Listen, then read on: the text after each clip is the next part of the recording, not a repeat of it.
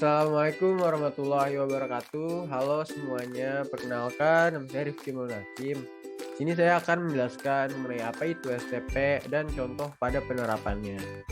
Dimulai dari pengertian yang terlebih dahulu, STP atau yang sering kita kenal dengan segmentation, targeting, positioning adalah salah satu pendekatan atau model yang digunakan untuk mengembangkan pesan dan strategi pemasaran yang sesuai pada segmentasi target audiens tertentu.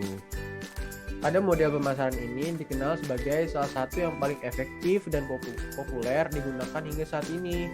Pada dasarnya, STP marketing atau segmenting, targeting, positioning adalah salah satu model pemasaran yang penerapannya melibatkan 3 tahapan, yaitu melakukan segmentasi pasar, menargetkan segmen yang diyakini paling menguntungkan, dan memposisikan produk yang dijual dengan cara yang paling bernilai. Fokus utama dalam model pemasaran STP ini adalah pada pendekatan audiens, bukan pada produk. Model ini berfokus pada pemilihan segmen yang paling bernilai bagi bisnis pada saat merancang strategi pemasaran produk agar penyampaian pesan lebih relevan di setiap segmen audiens tersebut. STP marketing sendiri merupakan pendekatan atau model yang populer diterapkan banyak perusahaan dalam merancang strategi pemasaran. Beberapa kelebihan dari model segmentation, targeting, positioning adalah yang pertama itu dapat mengarahkan dan memberikan fokus pada strategi pemasaran, seperti dalam penerapan target advertising, pengembangan produk baru atau diferensiasi brand dengan mengalokasikan sumber daya untuk segmentasi pasar.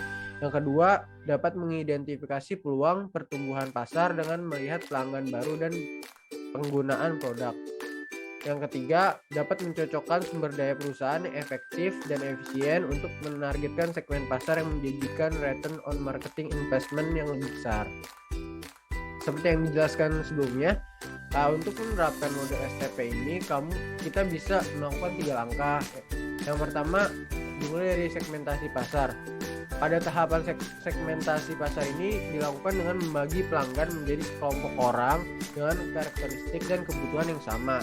Untuk melakukan segmentasi pasar, kita bisa menggunakan pendekatan seperti melihat dari unsur demografisnya, geografis, psikologis dari pelanggan, dan yang selanjutnya ada melihat dari perilaku pelanggan. Dari perilaku ini bisa dikaitkan dengan nantinya loyalitas akan produk atau manfaat yang mereka cari seperti apa. Yang kedua tentunya adalah menentukan target atau sasaran. Tahapan kedua ini dalam model STP adalah menentukan segmen yang akan menjadi target pemasaran.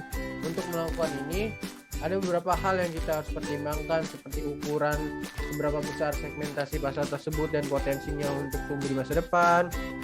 Terus kita juga harus melihat dari profitabilitas segmennya, ya, apakah memiliki potensi untuk menghasilkan keuntungan yang lebih tinggi bagi produk yang akan kita jual. Terus yang ketiga, aksesibilitasnya, seberapa mudah atau sulit bagi kita untuk mencapai segmen target market tersebut.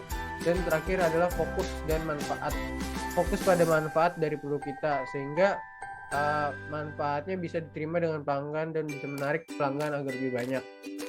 Nah, yang terakhir itu adalah memposisikan produk atau positioning.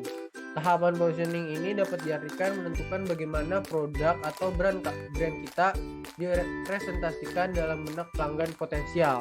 Tujuannya tentu agar produk atau brand kita dilihat lebih unggul dari kompetitor.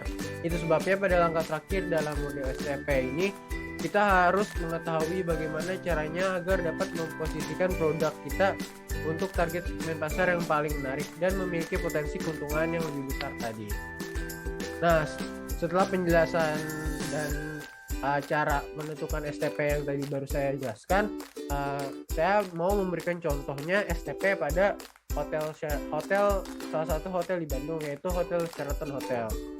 Nah, jika kita melihat dari bagian pertama dari STP, yaitu segmentation, Hotel Sheraton Bandung bisa diubah menjadi hotel syariah bintang 5 yang memiliki berbagai fasilitas untuk memenuhi kebutuhan konsumen, dapat untuk menyediakan berbagai layanan dan fasilitas serta pada lokasi strategis di Bandung.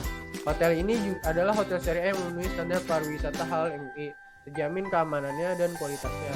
Nah, dari penjelasan tadi ini, Hotel Sheraton ini sudah mencakup dari aspek demografis, geografis, geografis dan perilaku yang tentunya dari keempat